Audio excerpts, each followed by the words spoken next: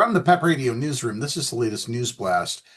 LGBTQ Nation is reporting that Representative Sarah McBride, the Democrat from Delaware, the first out transgender Congress member, blasted the Trump administration's ban on trans military members in a blistering House floor speech.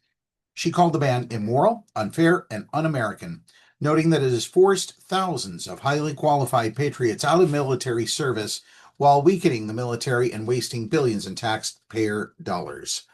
In her speech, McBride said it was appalling that while families gathered under July 4th fireworks to honor our nation and freedoms made possible by those who have worn the uniform, the Trump administration was all too quietly forcing thousands of patriots away from military service.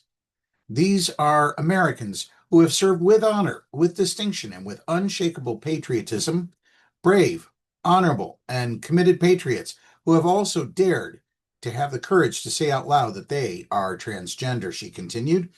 These are qualified, trained, and decorated service members.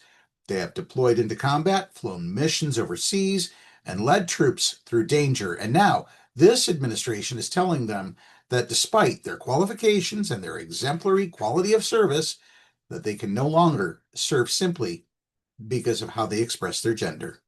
McBride noted that her district includes tens of thousands of active duty service members, veterans, and military families. In our state, service isn't abstract, it's personal, she said.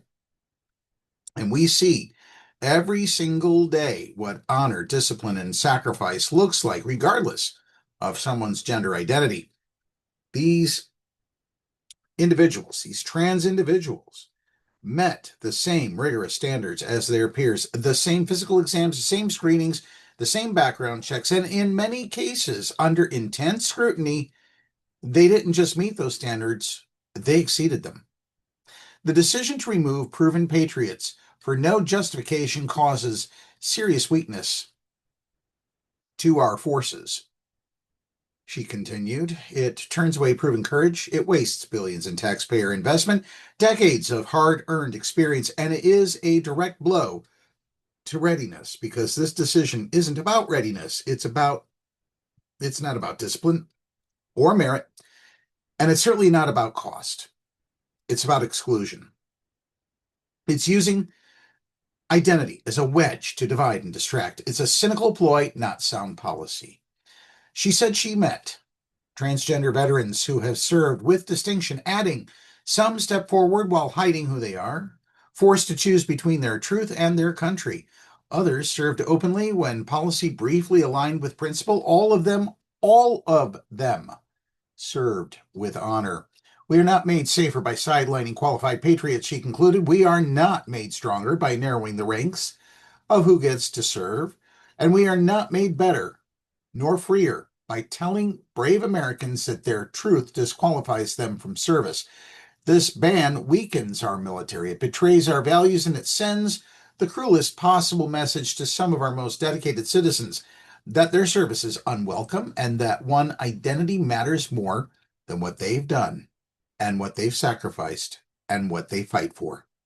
In May, the U.S. Supreme Court ruled in a 6-3 decision with the court's Democratic appointees all dissenting that the Trump administration can implement the trans military ban while the lawsuits against the policy proceed in lower courts.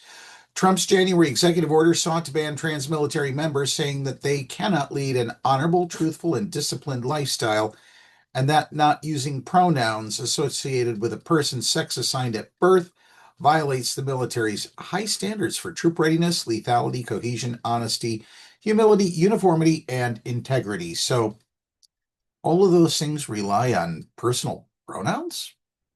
Seems a little odd.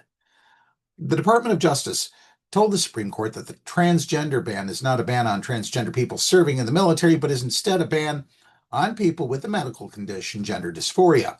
Solicitor General John Sauer argued that the separation of powers requires the judicial branch to leave military staffing decisions to the executive branch. Lawyers for the trans service members argued that thousands of transgender people would be discharged while the court challenges are heard, a process that could take years. They said that the executive order plainly states that it's based on animus towards trans people just in the language it uses about trans people not being honorable. Moreover, they argue that transgender people have served in the military throughout the Biden administration without any issues, citing studies that military readiness isn't affected by trans people serving openly. An estimated 8,000 to 15,000 trans service members have since begun to be kicked out of the military due to the Supreme Court decision. And that's the news blast at this hour. PEP Radio is now on Alexa. Simply tell your device, Alexa, play PEP Radio. You can also find us on Roku, the PEP Radio page at paequality.com, and on the Live 365 app. If you are watching our videos on YouTube, please subscribe to our channel.